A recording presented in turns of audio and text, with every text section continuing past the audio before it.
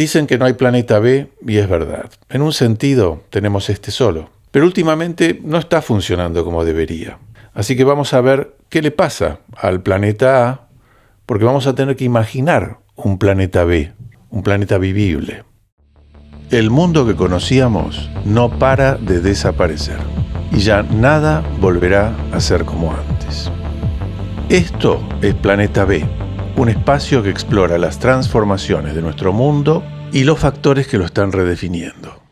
Desde el cambio climático a las crisis socioambientales, pasando por la influencia de la comunicación, las redes, la inteligencia artificial, en cada episodio vamos a tratar de entender las fuerzas que están cambiando el mundo. Soy Guillermo Schnickman, veterinario por formación, total nerd de las ciencias naturales. Siempre fui una esponja para la información y la experiencia acerca de cómo funciona el mundo natural. Y en definitiva, de cómo funciona el mundo. En la Divina Comedia, a la entrada del infierno, el Dante pone un cartel que dice: «Lasciate ogni speranza voi chi entrate». Abandonad toda esperanza vosotros los que atravesáis este umbral. No se preocupen que este podcast no va a ser tan infernal, tan apocalíptico. Personalmente no creo que haya un infierno o que estemos a las puertas del infierno, pero lo que sí creo es que estamos atravesando un umbral.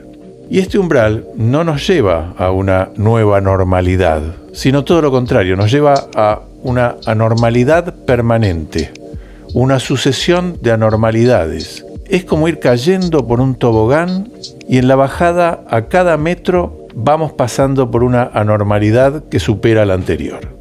En la década de 1970 me fui a vivir al campo.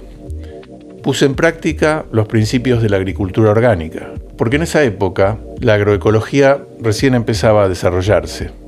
Entonces lo que teníamos como bibliografía por entonces se llamaba agricultura orgánica. Rescaté algunas técnicas sencillas de la agricultura tradicional. Ojo, no confundir la tradicional con la convencional, que es a base de agroquímicos y semillas patentadas. Fui cruzando esa agricultura tradicional con técnicas agroecológicas y otras provenientes de la permacultura, que es básicamente lo que hacemos todos los que nos proponemos producir en forma natural. No pasó mucho tiempo antes de que me diera cuenta de que mejorar la forma de producir era genial, pero tenía un alcance limitado. ¿Por qué? Porque el clima estaba cambiando. Las precipitaciones eran cada vez más escasas y peor distribuidas, y las sequías eran cada vez más frecuentes, más prolongadas, las lluvias eran más torrenciales y terminaban en grandes inundaciones. ¿Qué es lo que estamos viviendo hoy día? Esto me hizo ampliar el campo de intereses. Ya no era solo la biología y la agroecología. También empecé a interesarme por el cambio climático, porque lo estaba sufriendo en carne propia. Hoy, después de haber coordinado 2 libros que lo que hacen básicamente es ofrecer herramientas para una transición hacia una vida más simple, más natural, sigo todavía con ganas de experimentar, pero más que nada siento la necesidad de comunicar lo que fui aprendiendo. Por eso me fabriqué un personaje en Instagram, el viejo farmer. Está basado en un viejo personaje de historieta de Robert Crumb que se llamaba Mr. Natural. Mr. Natural dice que en realidad nada significa nada, pero vive de cualquier cosa que pueda obtener a cambio de sus perlas de sabiduría. Sin embargo, en esta serie creemos que la realidad sí puede tener algún sentido. Por eso vamos a abordar temas que la mayoría de los medios de información, tanto los hegemónicos como los nuevos canales digitales, suelen ignorar. Y lo que vamos a tratar es de darles un sentido.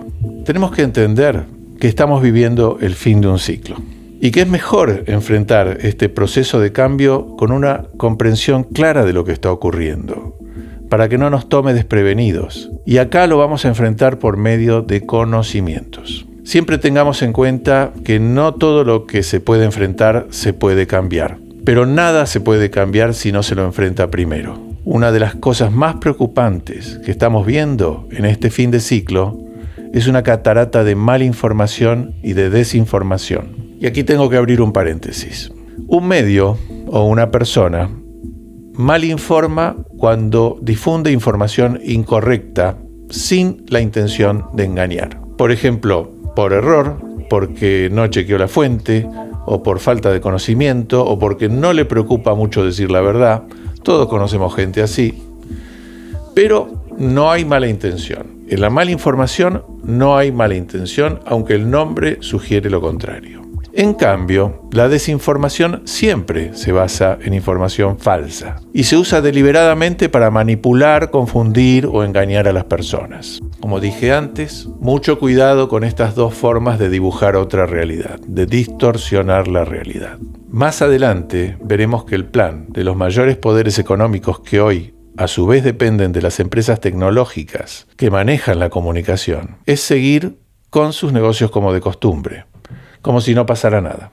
Y para eso manipulan la información, para que no nos preocupemos, para que los dejemos seguir tranquilos su camino de acumulación y de despojo. El otro pivote de esta serie va a ser las ficciones que hasta ahora ordenaron el funcionamiento de nuestras sociedades, de nuestra civilización, y por qué motivo deben ser cambiadas.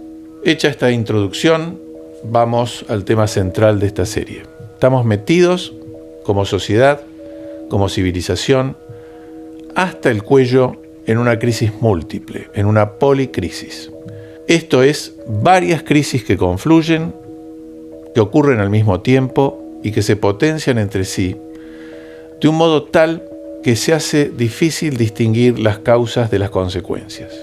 Podemos hacer una rápida enumeración: cambio climático, sobreexplotación de la naturaleza, disminución de los recursos disponibles, encarecimiento de todo, pero en especial de los alimentos, aumento de la desigualdad y de los conflictos sociales, concentración sin precedentes del capital y del poder en pocas manos, y la guinda que corona el postre, el resurgimiento de los fascismos en Occidente. ¿Cómo se relacionan entre sí estos factores? De eso justamente es de lo que vamos a hablar.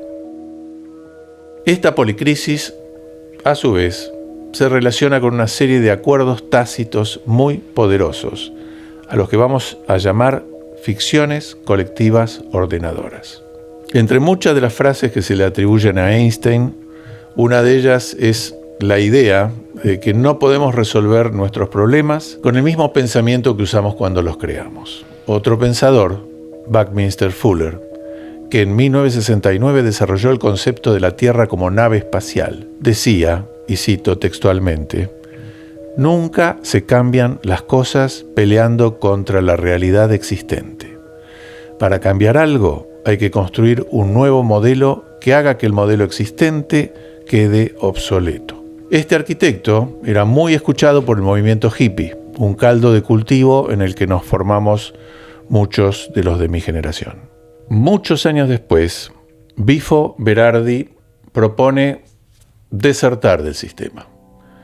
Pero para darnos ese consejo, primero llega a una conclusión, y es que el capitalismo está implosionando, que ya no puede generar más ni bienestar ni progreso, sino solo crisis económicas, sociales y ecológicas. En otras palabras, que el crecimiento económico y el desarrollo tecnológico que están asociados al capitalismo ya no son más sinónimo de progreso, que ya no nos están funcionando más.